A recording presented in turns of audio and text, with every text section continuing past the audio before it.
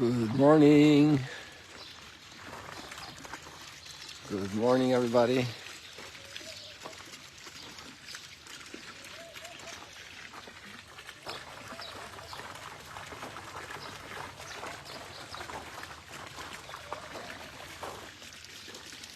The live stream doesn't still work on, I haven't found a solution on the data, so I'm going to be limited in my movements.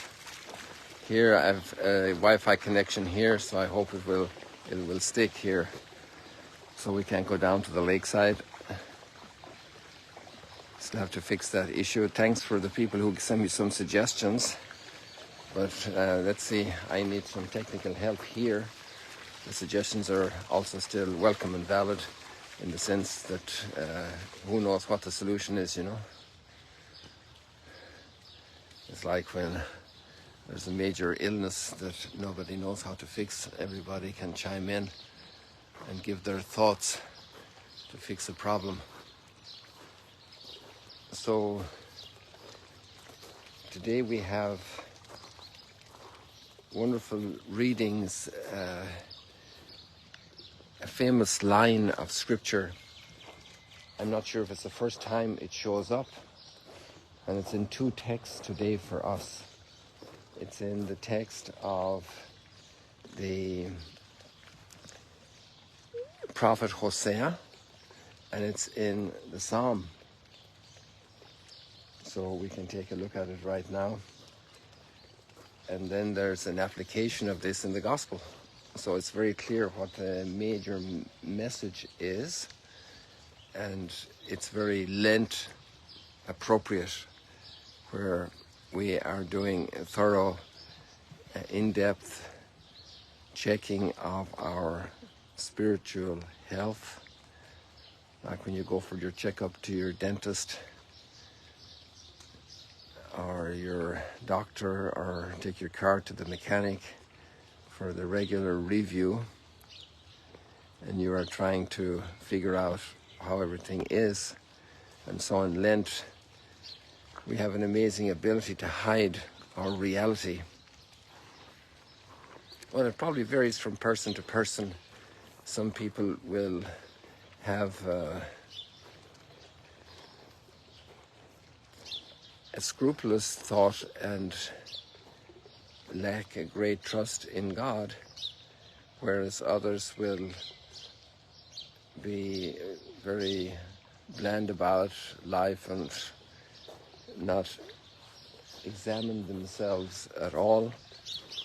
And that can happen to people at all stages along the path of spiritual growth. You know, spiritual life isn't just saying your little prayer and going to bed and getting up in the morning, saying your little prayer and living your day, and that's it.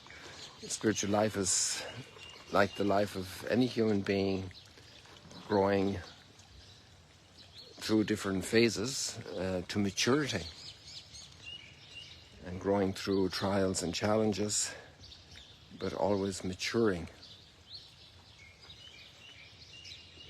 And so many times maybe we don't even realize that there's a huge field for growth.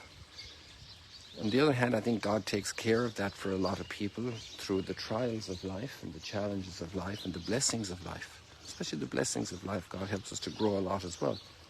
But through the trials of life, we often have to reevaluate how we are, where we are, what we're doing, and what are our values. And sometimes we can be in routines that look good, that feel good. We kind of fulfill a standard. But maybe then we're neglecting that it's about relationships, not just about a standard. And so we have this famous line today: "For it is love I desire, not sacrifice."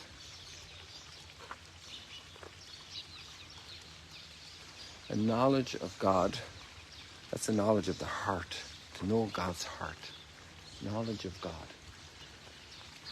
Not so much the ability to be able to write a book, a philosophical book about God, or a theological book, or a book of spirituality. To know God means to know Him, like family members know each other, spouses know each other, friends know each other, to know God, to know His thinking, to be intimate with God, to know God's heart, to know God's mind about you, to know God.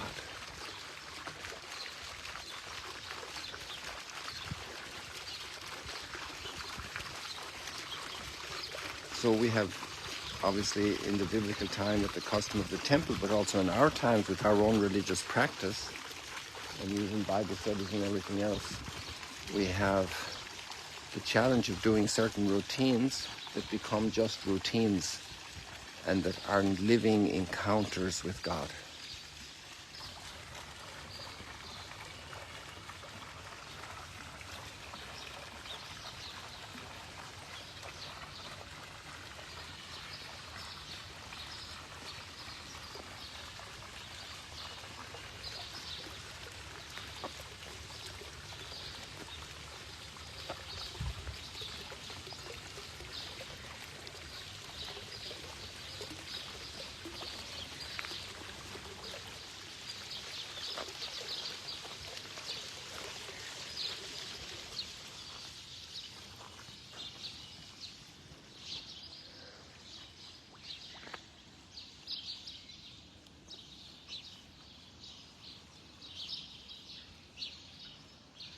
Reach up into the light of God, like this tower here, this pillar. Maybe some academics would be interested to ask themselves, what came first, the psalm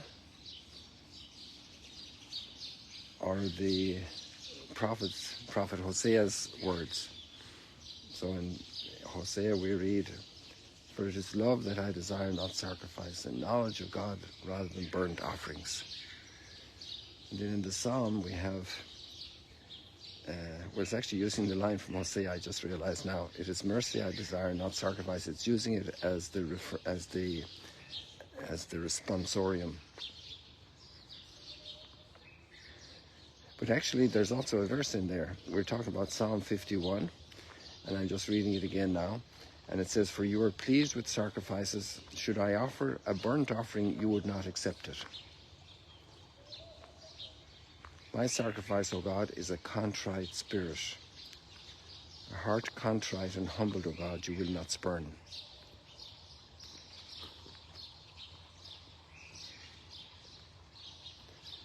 And we put that together with the gospel passage, it becomes very interesting, because we have the Pharisee and the publican going up to the temple to pray.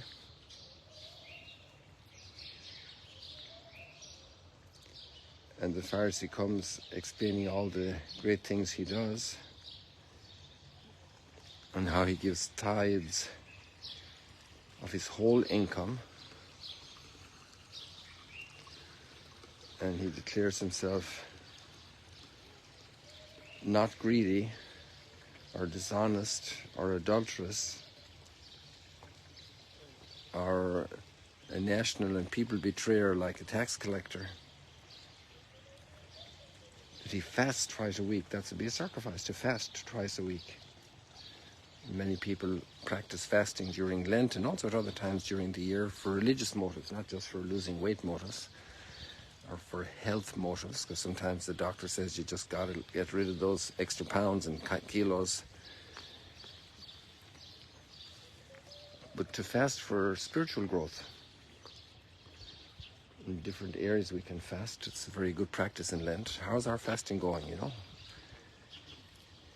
What indulgences do we grant ourselves are we curtailing now so that we can put our joy and our trust in God and become closer to Him? But then we can't boast about it like a tax collector. If we boast about it, then it's a doing that's exhausted just in ourselves and our own satisfaction of being fasting. But the purpose of fasting is to open our heart for God.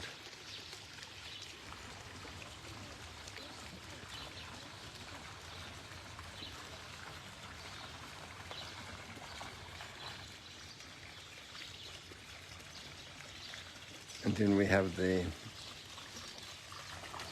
publican coming in, the tax collector, and he stays at the back. He feels he doesn't even belong. He's a sinner. And he says, Lord, be merciful to me, a sinner. Oh God, be merciful to me, a sinner. I need your mercy, Lord. I need your kindness, your goodness. And we know also about mercy that we receive God's mercy by practicing mercy. And so many people need mercy.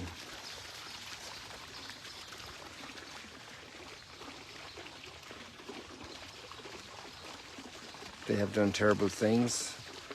We have no idea about their education, about their ideological colonization by ideologies, about influences in their lives from which maybe we were protected,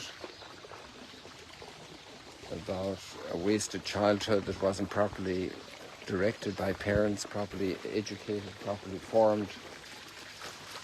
We have no idea where they're coming from. To have mercy. And that's very difficult when the relationships are very close and very burdened. Painful relationships, very painful relationships. And to practice mercy is the path for us receiving mercy, that we will be able to receive mercy.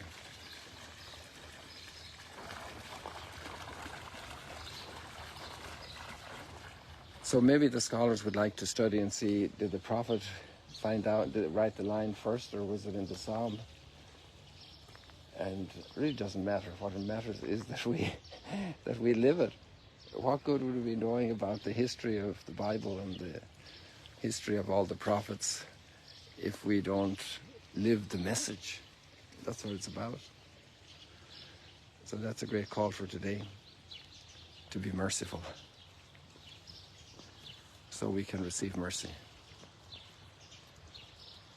God bless you, people.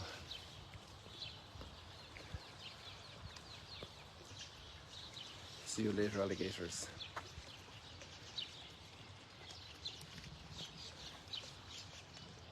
So because there's Wi-Fi here, I can transmit from here this morning. Let's see what happens if we get it fixed for tomorrow, where we'll be.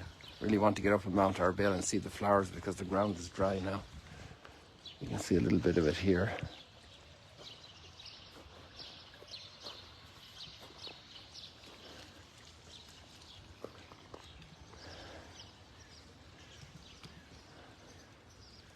See you later, alligators.